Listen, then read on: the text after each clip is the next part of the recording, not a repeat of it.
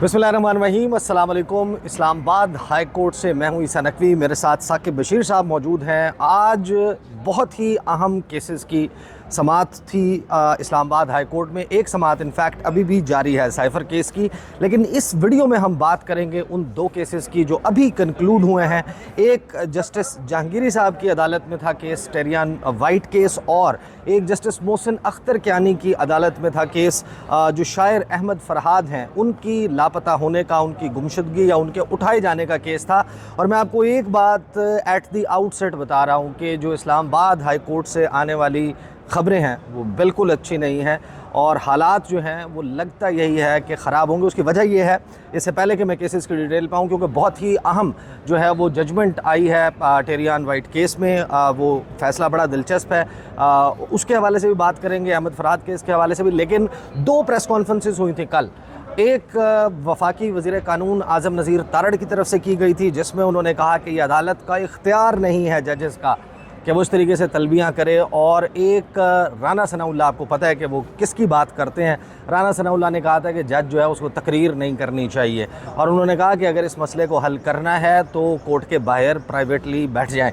वो out of court settlement की बात कर रहे हैं। वो ये कह रहे हैं कि जो मोहसिन अख्तर कियानी साहब के ख़ास तौर पर हवाले से वो ये कह रहे हैं कि इन कैमरा कर दें, बैठ जाएं, मसले का हल निकल आएगा, यानी कि शायर अहमद फरहाद जो हैं वो रिहा हो जाएंगे। मैं क्योंकि मोहसिन अख्तर कियानी साहब की अदालत में मौजूद था, मैं उसका आपके साथ शेयर करूँगा, लेकिन आगाज़ में ज़रा बात कर लेते हैं। बताएँ साकिब बशीर, आज बहुत ही अहम था केस, और ये वही केस था जिसने एक जज को गालिबन हस्पताल पहुँचा दिया था पिछले साल। तो इस साल 2024 में सूरत हाल लगता है कि अस्पताल जाने वाली तो नहीं आई। जी, अस्पताल ही पहुँचाया था, और भी बहुत कुछ हुआ था, और उसका जिक्र 25 मार्च के उस ख़त में मौजूद है। और वो वाक़यात, उसमें से काफ़ी वाक़यात जो है वो इस से जुड़े हुए हैं। जो केस है, टेरियान वाइट केस है, ये केस जो है वो थोड़ी सी हिस्ट्री, उसके बाद आज की समाअत पे बात करेंगे। 30 मार्च को इस केस की चीफ जस्टिस आमिर फारूक साहब थे, जस्टिस मोहसिन अख्तर कियानी और जस्टिस अरबाब, इन तीन जजेस ने, लार्जर बेंच ने समाअत की थी 30 मार्च को, और फैसला महफूज किया था। उसके बाद 10 मई को दो जजेस, जस्टिस कियानी और जस्टिस अरबाब ने फ़ैसला अपना अपलोड किया था, वेबसाइट पे अपलोड करवा दिया था। और उसके बाद उस फैसले को चीफ जस्टिस ऑफिस की जानिब से एक प्रेस रिलीज जारी की गई उसके ख़िलाफ़, दो जजेस के उस फैसले के ख़िलाफ़। और ये कहा गया कि वो जजेस, वो फैसला नहीं है, वो ओपिनियन है। लेकिन आज उसको फैसला डिक्लेयर कर दिया गया। तो बुनियादी तौर पर ये चीफ जस्टिस आमिर फारूक साहब की जो 10 मई की जो प्रेस कॉन्फ्रेंस है, मेरा ये ख्याल है कि आज ये फ़ैसला ये उसके ख़िलाफ़ गया है, आज का ये फ़ैसला। और 10 मई को ये बहरहाल हुआ। उसके बाद चीज़ें अप्स एंड डाउन चलते रहे। इस्लामाबाद हाई कोर्ट में डिवीज़न के पीछे वजूहात में से एक केस ये भी था, और बहुत सारे मामला चलते रहे। फिर आखिरकार ये 17 मई या 16-17 मई को पता चला, 24 को, मतलब एक साल तकरीबन 10 दिनों के बाद, कि नया बेंच तश्कील दे दिया गया है। उसके बाद कुछ शुरू हुआ कि chief justice Tariq Mahmood Jahangiri, justice Arbab और जस्टिस समन रिफत इम्तियाज़, उनका कहा गया कि वो बेंच की जो है वो केस की समाअत करेंगे। थोड़ी देर पहले जो केस की समाअत हुई, तो उस पर आते हैं। जैसे ही समाअत, और ये वो जजेस हैं जिन्होंने ख़त लिखा था और बताया था कि दबाव है, सियासी नौयत के जो मुकदमात हैं उन पे मनपसंद फ़ैसले लेने के लिए। एक हमारे देखने वालों को मैं टिप दे देता हूँ, हमेशा से आप ज़हन में रखें कि जो दबाव होता है, जो इन्फ्लुएंस होता है, वो हमेशा से सियासी और हाई प्रोफाइल केसेस में होता है। नॉर्मल रूटीन में तो अदालतें चलती रहे, उनको क्या मसला है। तो हाई प्रोफाइल केसेस में जिसका इम्पैक्ट होता है, पॉलिटिकली इम्पैक्ट होता है, तो उन पे होता है। तो आज जब जैसे ही समाअत शुरू हुई है, तो जस्टिस तारिक महमूद जहांगीरी ने वो फाइल खोली टेरियान वाइट केस की, और उसमें उन्होंने कहा कि इसमें एक सील्ड इन्वेलप है, और अपने जो कोर्ट स्टाफ था, उनका जो रीडर थे, उनको कहा कि इसको खोलें। उन्होंने खोला, उस पर सील लगी हुई थी, स्टैंप्स वगैरह, ये वो सारा खोला। उसके बाद, खोलने के बाद उसमें से जस्टिस जहांगीरी के सामने वो जजमेंट आ गई। वो बुनियादी तौर पर उसमें वो दो जजेस का फैसला था, जस्टिस कियानी और जस्टिस अरबाब, जो 10 मई 2023 वाला था, वो उनके सामने आ गया। उन्होंने वो फैसला पढ़ा, उसके कंटेंट पढ़े, पहले खुद पढ़े, फिर साथ बैठी जैसे समन थी, उन्होंने भी पढ़ा। उसके बाद ओपनली उन्होंने पढ़ा। पढ़ने के बाद उन्होंने जो शहरी मोहम्मद साजिद है, इमरान खान के खिलाफ पटिशनर है इस केस में, उनके जो वकील है हामिद अली शाह, उनको कहा कि 3 जज थे, 3 में से 2 ने आपकी दरख्वास्त नॉन मेंटेनेबल करार दी है, नाकाबिल समाअत करार दे चुके हैं, तो अब क्या हम इस केस को सुन सकते हैं? तो उन्होंने ये कहा कि हमें जो है क्योंकि मुझे पता नहीं है किसने फैसला दिया है किसने नहीं दिया, लेकिन जस्टिस जहांगीरी ने कहा कि ये चीज़ तो हर जगह रिपोर्ट हो चुकी है कि 10 मई 2023 को ये अपलोड हुआ था, आप उनके काउंसिल हैं, आपको नहीं पता होगा तो किसको पता होगा? लेकिन उन्होंने कहा मुझे नहीं पता, मैंने पढ़ा नहीं है और मुझे 2-3 हफ्ते दे दें, मैं इस पर असिस्ट कर दूंगा इस क्वेश्चन ऑफ लॉ पे।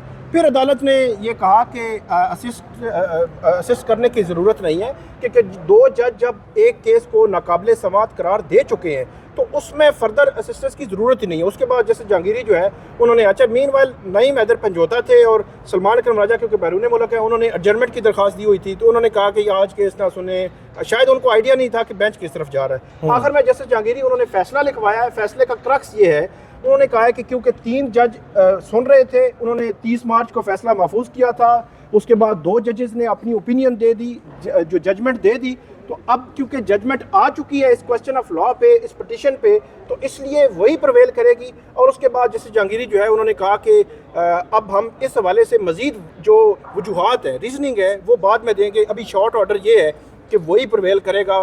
आसान अल्फाज में वो ये है कि Tyrian White case Islamabad high court ने नाकाबिले समाअत करार दे दिया है और 2 जजेस का जो फैसला था उसको दुरुस्त करार दिया है आज 3 मेंबर बेंच ने। सही, इसका मतलब ये है कि प्रैक्टिकली इस्लामाबाद हाई कोर्ट ने केस उड़ा दिया। जी बिल्कुल, टेरियन केस जो है वो अब आज से इस्लामाबाद हाई कोर्ट से वो उड़ चुका है। अब अगर किसी ने करना है तो उसके लिए सुप्रीम कोर्ट जाना पड़ेगा, सुप्रीम कोर्ट ऑफ पाकिस्तान जाना पड़ेगा। सही।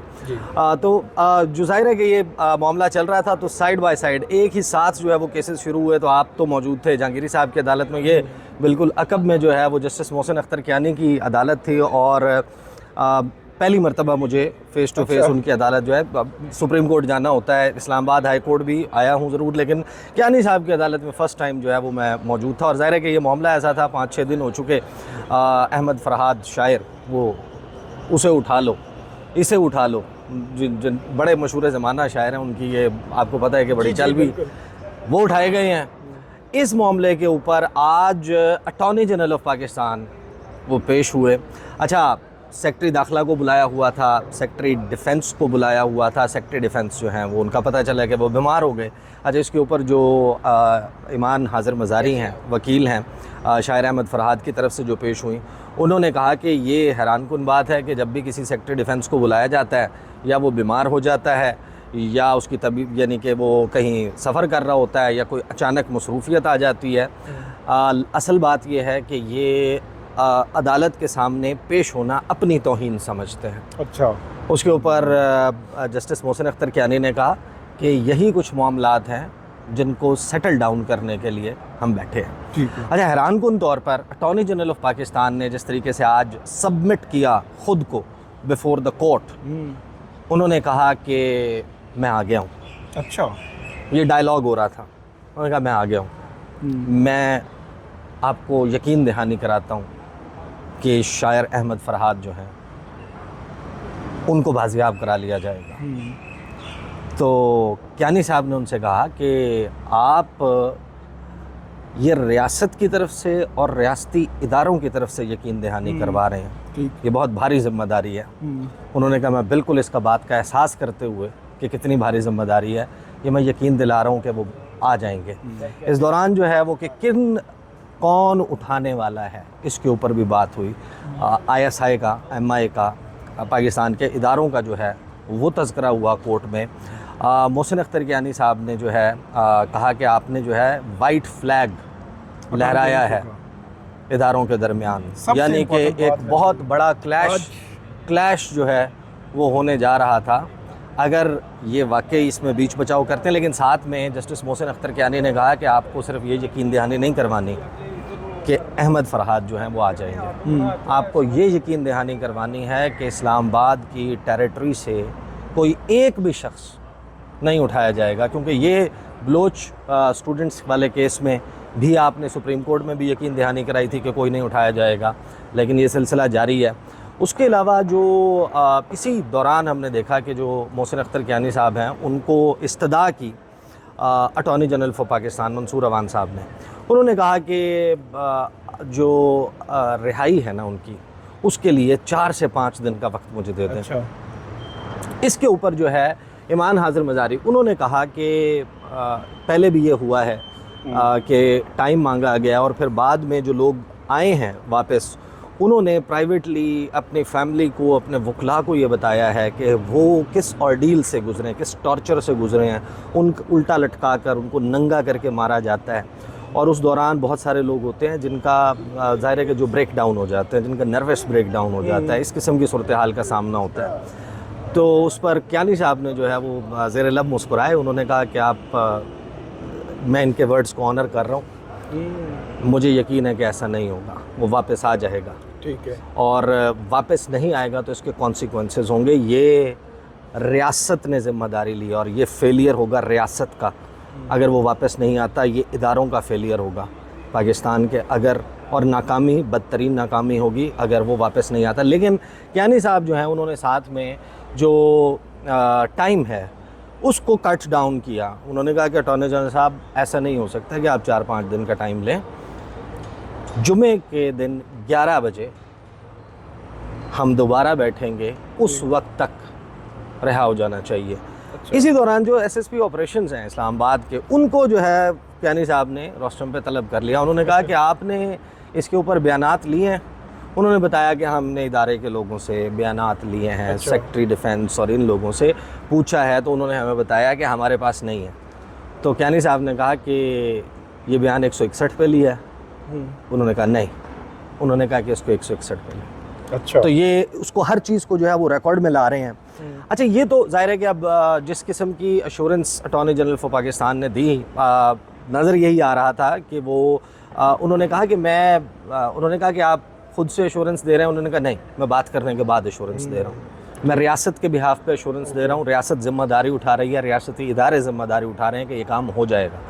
तो इस दौरान जो है वो देखें, जो ये सारा मामला था, ये तो एक है कि मोहसिन अख्तर कियानी साहब की अदालत में ये चल रहा है और लग यही रहा है कि ये मामला बाय थर्सडे नाइट लगता है कि सॉर्ट आउट हो जाएगा। लेकिन असल सवाल ये है, जहाँ से मैंने वीडियो का आगाज़ किया था, कि जो इस्लामाबाद हाई कोर्ट है, इनके 6 जजेस का ख़त और ख़त के बाद जिस तरह से अदालत चल रही है, मुख्तलिफ़ केसेस चल रहे हैं, और दूसरी तरफ एक मोर्चा अब सजा लिया है अहम हुकूमती वज़रा ने, आपको लगता है कि ये हालात ख़राब होंगे, या जिस तरह वो कह रहे हैं कि आउट ऑफ कोर्ट सेटलमेंट, आपको लगता है कि जजेस जो है वो आउट ऑफ कोर्ट सेटलमेंट पर राज़ी होंगे? इस पे मैं बात करता हूँ। सिर्फ आप मुझे एक कमेंट ज़रूर कीजिएगा, क्योंकि आपने शुरू में कहा कि आप पहली दफ़ा जस्टिस कियानी की अदालत में उनकी अदालत अटेंड की है बाकायदा तौर पर।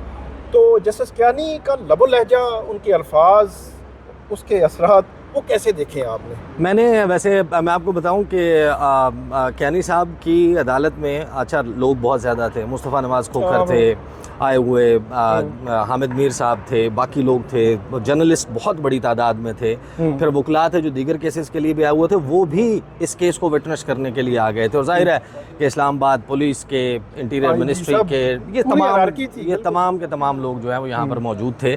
जो उनका लहजा था ना, उस लहजे में जो काट थी वो बाकायदा महसूस हो रही थी कि वो इस सारे मामले को बहुत ही सीरियसली परसू कर रहे हैं और उसमें कोई इस किस्म का इरादा नहीं है कि इसमें रिलैक्स कर दिया जाए।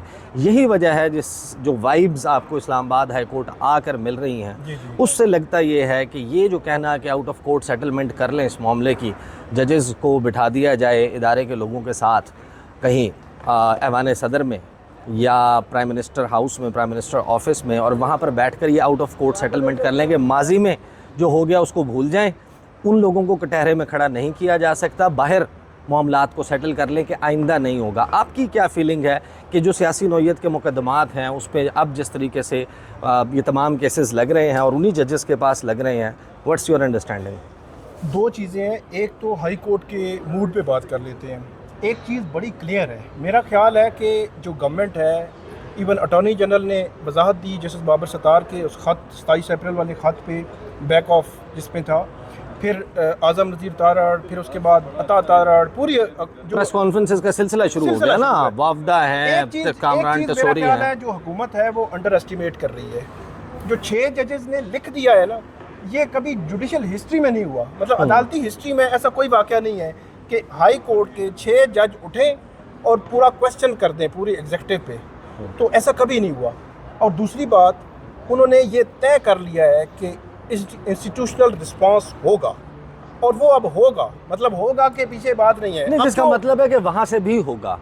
ये जो प्रेस कॉन्फ्रेंस जो अब जब राना सनाउल्लाह की आप बात सुनते हैं, जब आप आजम नज़ीर तारड़ की सुनते हैं, वो practically they are answering the जजेस, और इधर से जजेस जो है वो अपने रिमार्क्स में और अपने फैसलों में बोल रहे इसमें हैं। मेरी राय ये है कि इसमें तरीकाकार एक ही है। इन जजेस को ये महसूस होता है कि हमारे पास एक बंदा आता है प्रोटेक्शन के लिए, वो किसी भी पार्टी का है, हम उनको प्रोटेक्ट करते हैं, लॉ के मुताबिक उनको प्रोटेक्शन देते हैं। वो बाहर निकलता है, उसको गिरफ्तार कर लेते हैं, उसको रिहाई देते हैं, दोबारा जो है वो बेल देते हैं, वो दोबारा गिरफ्तार कर लेते हैं, फिर बेल देते हैं, फिर अब एमपीओ में रख लेते हैं। फिर आप जो हाई प्रोफाइल जितने भी केसेस हैं उनमें ये कर दें, ये कर दें, इस तरह कर दें। डेफिनेटली जो 25 मार्च का खत है ये बता रहा है। तो ये चीज़ें, मेरा ये ख्याल है कि ये रुकना होगी। जब रुकेगी तो हर इदारा अपनी अपनी डोमेन में, जज ये कह रहे हैं कि हम कानून और आइन के मुताबिक काम करना चाहते हैं, हमें करने दिया जाए, और आप अपनी डोमेन में काम करें, हम आपको नहीं छेड़ेंगे, आप हमें नहीं छेड़ेंगे। लेकिन ये नहीं हो सकता कि वो सारे मामला भी जारी रहें, पब्लिकली, मतलब ओपनली वायलेशन जारी रहे। देखें ना कि वो एक सिर्फ केस उन्होंने उठाया है, वो डीसी इस्लामाबाद वाला, उसको एग्जाम्पल बनाया है जस्टिस बाबर सत्तार ने, और उसको फिर इन डेप्थ जब खोला है तो वो डीसी साहब ने कोई चीज़ ही नहीं थी उनके पास डिफेंड करने के लिए। तो इसका मतलब ये है कि जो ब्यूरोक्रेसी है या कहीं पे भी ये चीज़ें जो है सेटल होनी है। और अब मेरा ख्याल है कि ये आउट ऑफ कोर्ट सेटलमेंट का कोई तस्वर वैसे नहीं है, ये हमें कहानी है। ये यही होता है कि अगर कोर्ट कोई ऑर्डर कर रही है तो उसको आप पैरवी करें। और जो एग्जेक्टिव है, फॉर एग्जांपल गवर्नमेंट के बहुत सारे जो माशी मंसूबे होते हैं, उस किस्म के इनिशिएटिव होते हैं, कोई एफबीआर कोई इनिशिएटिव ले रहा है, बहुत सारी चीज़ें होती हैं। उनका ये है कि उनके टैक्स केसेस फंसे हुए हैं, उन मामलात में जुडिशरी को गवर्नमेंट के जो चीज़ें जायज़ हैं उनको देखना चाहिए, सुनना चाहिए। और इस किस्म के जो स्टे ऑर्डर दे दिए जाते हैं वो गैर ज़रूरी स्टे ऑर्डर्स नहीं होने चाहिए, गैर ज़रूरी इन्फ्लुएंस एग्जेक्टिव के मामलात में नहीं होना चाहिए, लेकिन एग्जेक्टिव का भी नहीं होना चाहिए। यानी कि लुब्बे लुबाब ये है कि ताकतवरों की रस्साकशी में अभी गर्द उड़ेगी, और वो गर्द उड़ती हुई आप सबको भी नज़र आएगी। हम उसको यहाँ पर खड़े होकर विटनेस कर रहे होंगे, उसके ऊपर रिपोर्ट किया, दिल सरफराज भी खड़े हुए हैं साथ, ये भी उसको, ये सुप्रीम कोर्ट कवर करते हैं, लेकिन आज ये भी हाई कोर्ट आए हुए हैं। दो अभी तक बड़े फैसले, ये दो हुक्मनामे, एक टेरियन वाइट केस उसको उड़ा दिया गया है, और दूसरा हुक्मनामा कि 11 बजे अदालत दोबारा लगेगी मोहसिन अख्तर कियानी की, और 11 बजे तक अगर शायर अहमद फरहाद जो हैं उनको प्रोड्यूस नहीं कर दिया जाता, वो अपने घर नहीं पहुँचते बाहिफाजत, और उनको कोई जद ना पहुंची हो इस सूरत में, तो उस सूरत में फिर कॉन्सिक्वेंसेस की बात की गई है कि रियासत के लिए और रियासती इदारों के लिए फिर कॉन्सिक्वेंसेस होंगे, क्योंकि आपने उनके बिहाफ पर यकीन दहानी कराई है इस अदालत को। अभी साइफर केस चल रहा है, उसकी तरफ अभी चलेंगे, अगर वहाँ पर कोई चीज़ इंपॉर्टेंट होती है, डेवलपमेंट हो, तो उसके साथ हाजिर होंगे। अब तक के लिए इतना, इजाज़त दीजिए, अल्लाह हाफ़िज़।